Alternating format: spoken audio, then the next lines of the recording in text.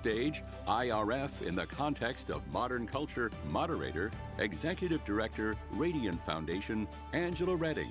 And panelists, actress and human rights advocate Marisol Nichols, and international known visual artist Hannah Rose Thomas. I don't know.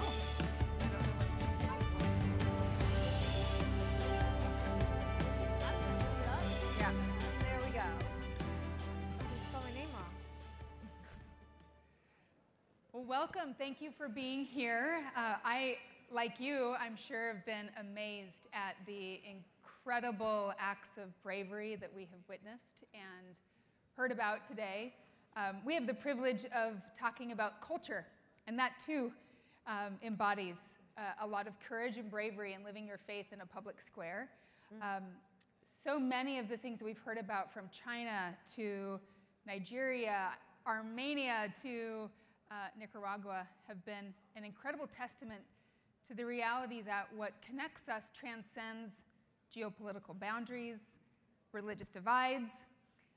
We are far more connected than we are separate. And yet, you wouldn't really know that by what you see so often portrayed in culture, in media, in the spaces that we consume entertainment, where we get our news. We have recently at Radiant Foundation done a rather historic set of data research with HarrisX and found that 74% of faith-related digital content is negative, including 11% that's considered extreme, even hate speech.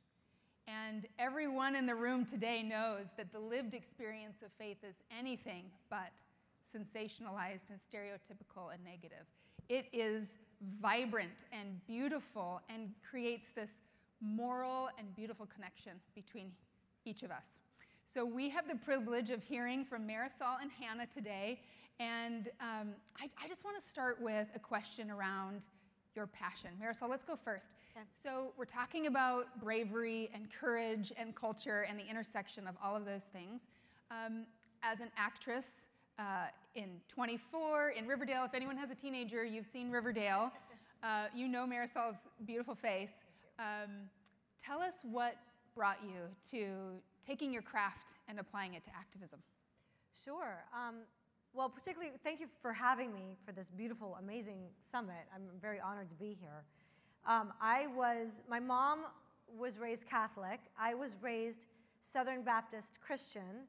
My biological father, who I met 10 years ago, is Jewish, and I've been a Scientologist for the last 25 years. So I know something about religious. But about 10 years ago, I was asked to narrate this beautiful 9-minute documentary called The Story of Human Rights for my church of Scientology. And I never, human rights was always sort of just this concept that I didn't really understand or know about. And this amazing documentary, explained the history, where it started from Egyptian times, through Roman times, through present time, which someone else talked about here, and it ends with the Declaration of Human Rights, written by Eleanor Roosevelt, which, if you were hearing the earlier panels, was gone over very well. And, one of the main tenets of that is freedom of religion. And I also have a nonprofit for human trafficking, and if anyone knows this issue, you know that human trafficking and slavery and religious intolerance can cross lines very, very easily. So it's a passion of mine, and I'm honored to be here. And any time that I'm in a position where people sort of pay attention to actors and actresses and that sort of thing, and so I've always felt a responsibility to use that position wisely. Wonderful. That's well said. Hannah, your art is a little bit different from Marisol's. Your craft is a little different. What I'm curious about is, as an artist with an incredible gift, you could have applied that skill to any kind of art.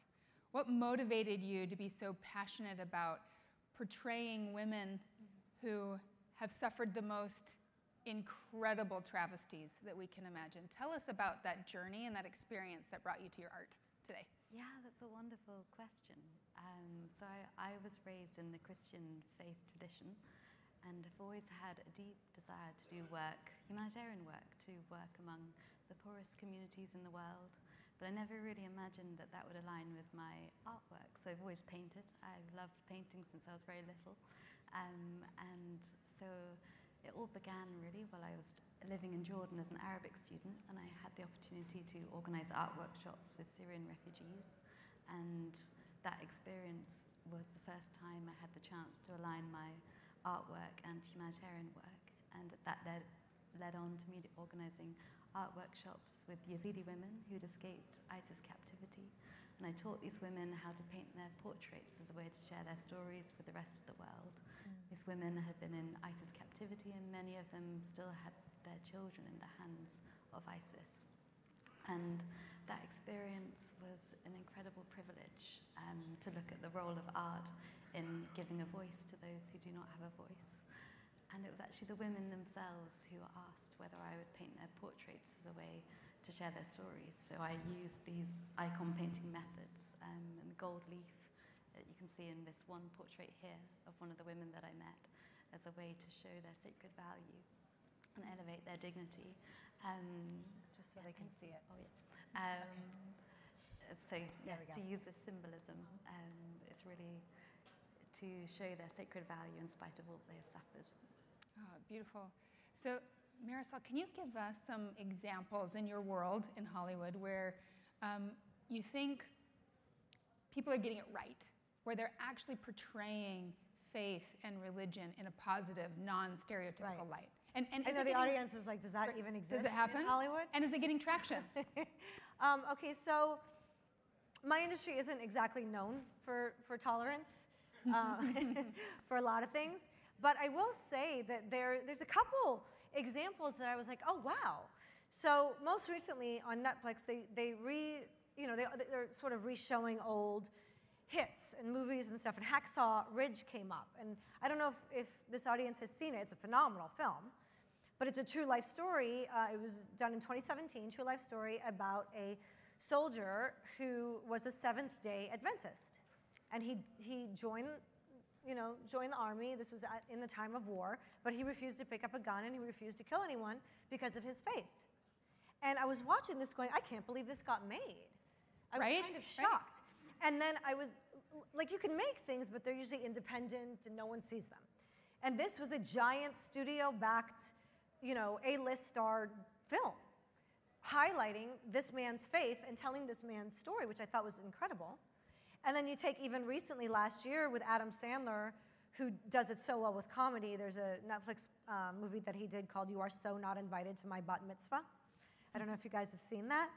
But it's sort of like, these are examples of films that are telling stories of someone's faith just amongst the story, without being overly preachy, without being stereotypical, without anything except for telling the story, and these stories are embraced. And most recently, and this is sort of what I think is changing now, so Sound of Freedom came out and hit, the roof.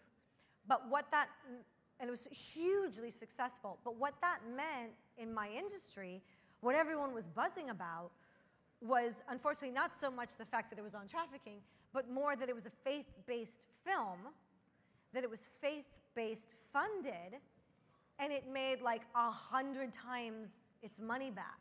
That's what my business runs on, right?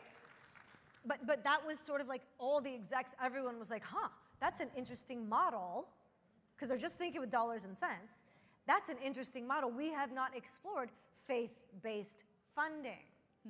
And so now, I'm producing a couple projects, and literally the conversations are, can we have an element of faith to it so that we can go after faith-based funding, because it's a proven model, because it's a proven audience. And if the audience shows up, they make money. That's right. And it really sort of threw everything for a loop, because my industry wasn't thinking with that too much.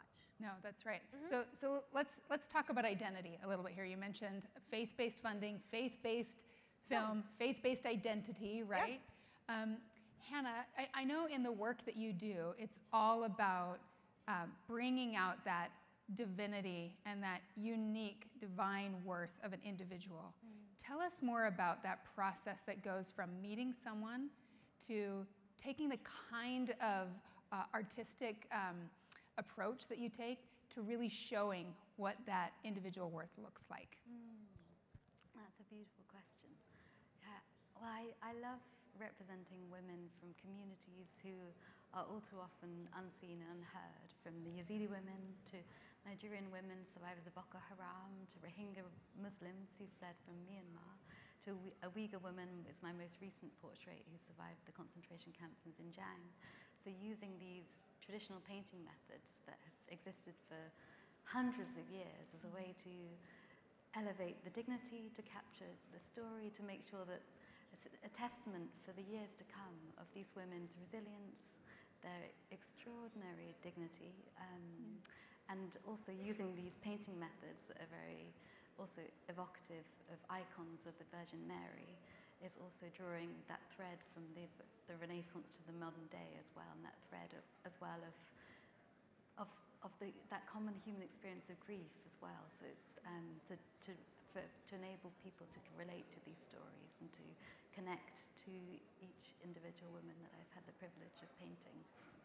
But these painting methods, they're very time-consuming as well. So I always find using these sacred methods, it is a form of prayer, because meeting these women, their stories are heart-rending. You come back and, yeah, your heart is broken for what these women have been through and continuing to experience. So I find using gold leaf, using these methods that take a great deal of time, is my form of prayer to these women. Beautiful. What a tribute to their trial and their resilience. That's beautifully said. So I'm going to throw some data out at you. Yeah, go. Shall we? Great.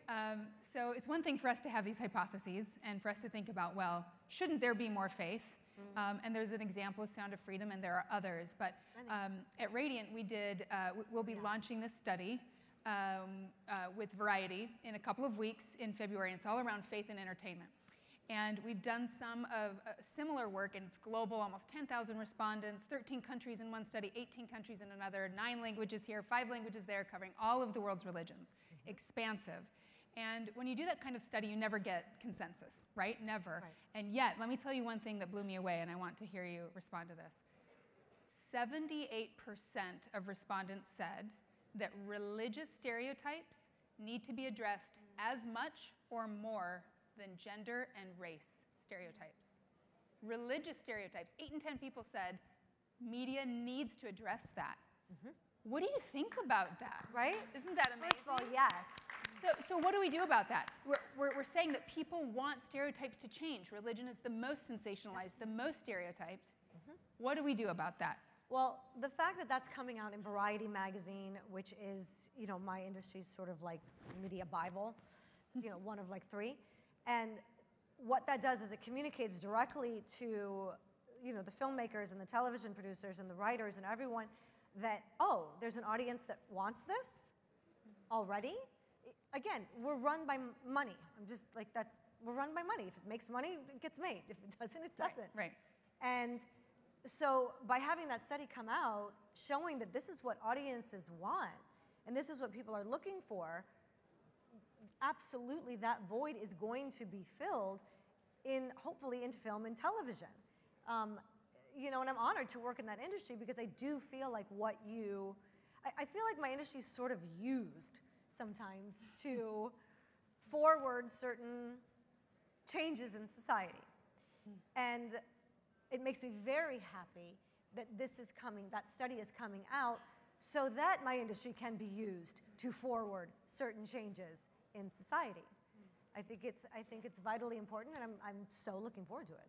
Love it, love it. So, Yeah. so Hannah, tell me examples that you have seen where art, where culture, where different expressions of creativity have actually harnessed this sense of you're not the other.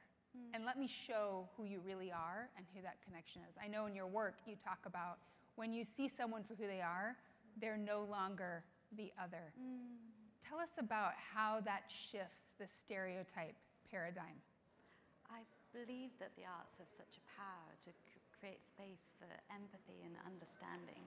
and for breaking down those stereotypes, those superficial divisions between us, really. That for we're all, that the heart of my work is the belief that we're all made in the image of God. So we're all of equal value in the eyes of God, no matter, regardless of race or religion or social circumstance or economic background or any of these things that are very superficial divisions between us. And to remember again that sense of a common humanity. Because when you take Fahima's story, for example, you think of her through the lens of a mother whose 4-year-old son was taken from the hands of ISIS. We can begin to comprehend a sense of just what it was for her to experience such a unimaginable ideal. But when we read in the media about ISIS sex slaves, that's very other, that's very impossible for us to understand. But so looking through that lens, through that shared experience often of grief or of shared humanity, shared joy in those art workshops with the women. There were moments of tears, moments of laughter.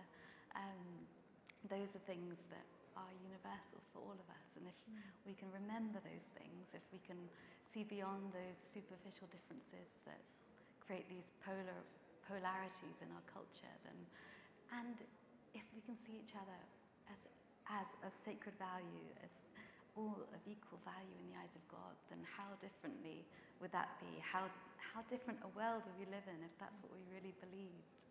Yeah, that's very much at the heart of the work that I do. What I like about that is that you said something so profound that, you know, you hear about ISIS and you hear about the slaves that they've taken, but it is just, when the average person hears it, it's just a number. Yeah. It's sort of incomprehensible to the average person, like, oh, that's terrible.